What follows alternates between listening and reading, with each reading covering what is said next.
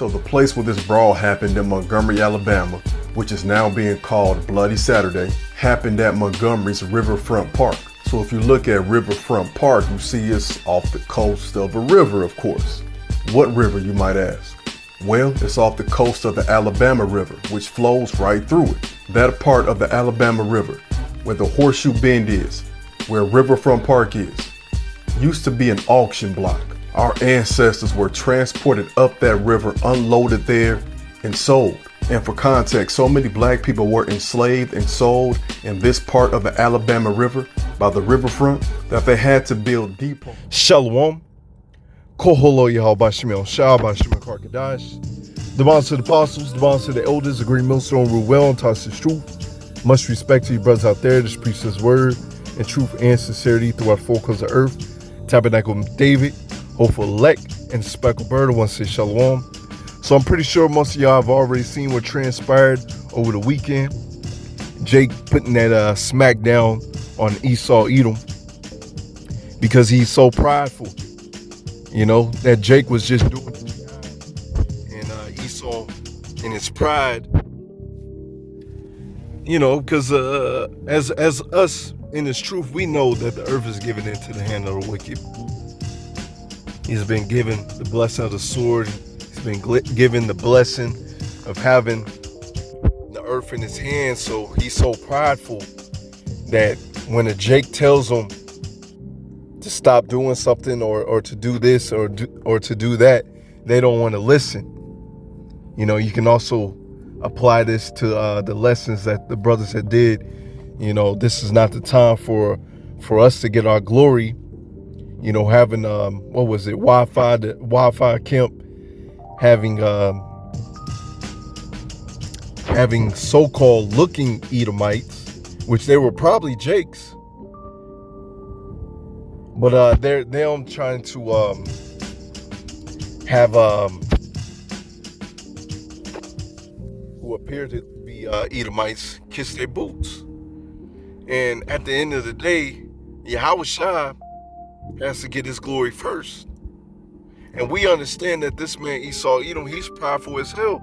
So we don't think us in this walk, we don't really believe that really a real Edomite will bow down and kiss your boot. We don't think that. But getting back to the lesson, you know, that's how we know that these devils are so prideful, man. You tell them to do something, they don't want to listen.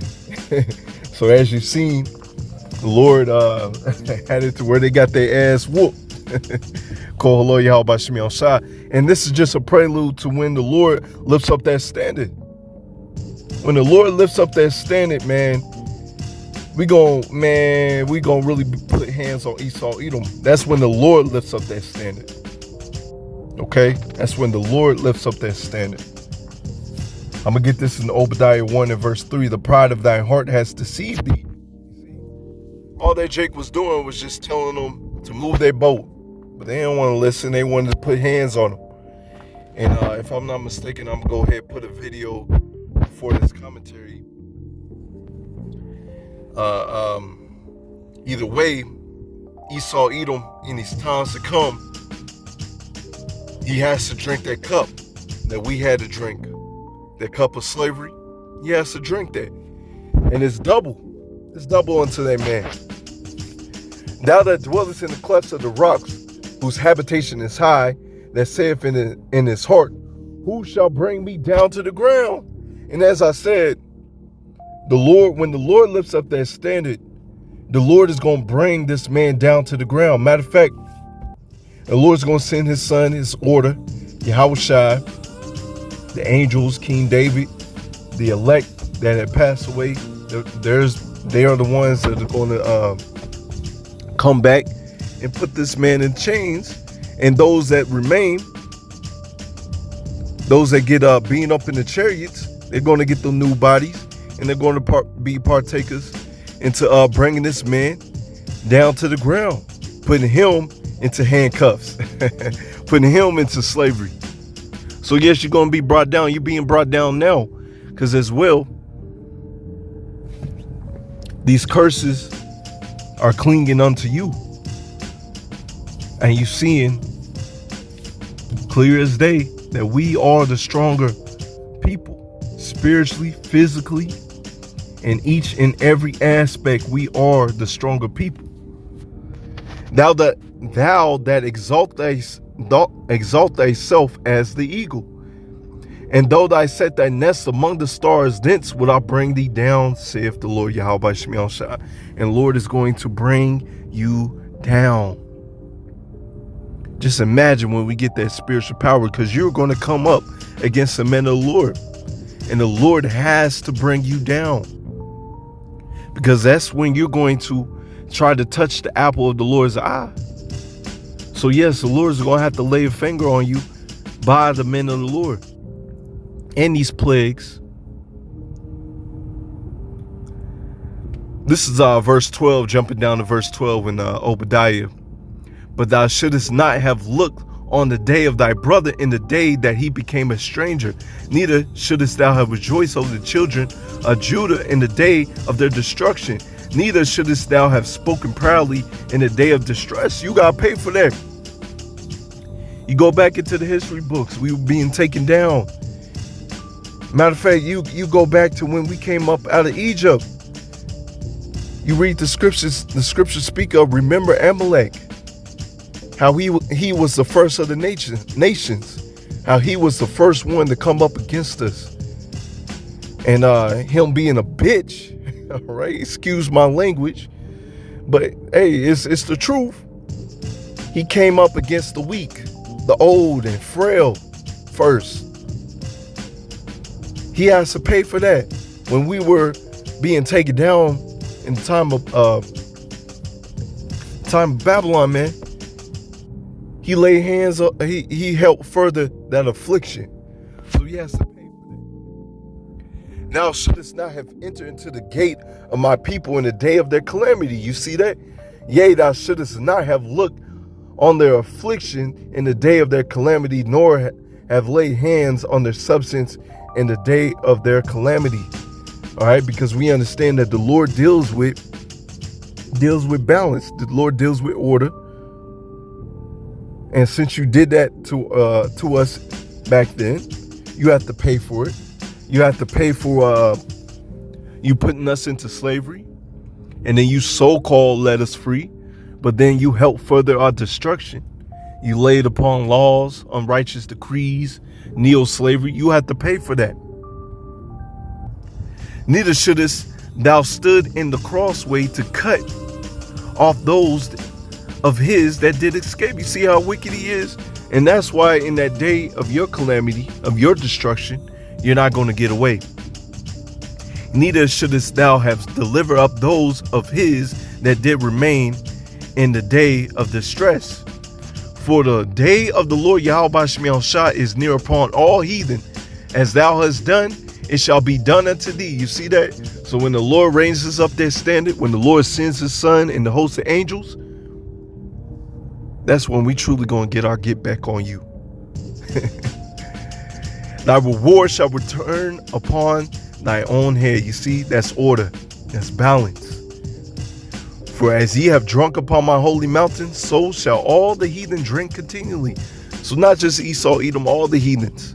As you read in Psalms 83, they all benefited from us being in captivity. Yea, they shall drink and they shall swallow down. You see, they're going to drink that cup of slavery that we had to drink, and it's going to be double, especially unto Esau, Edom.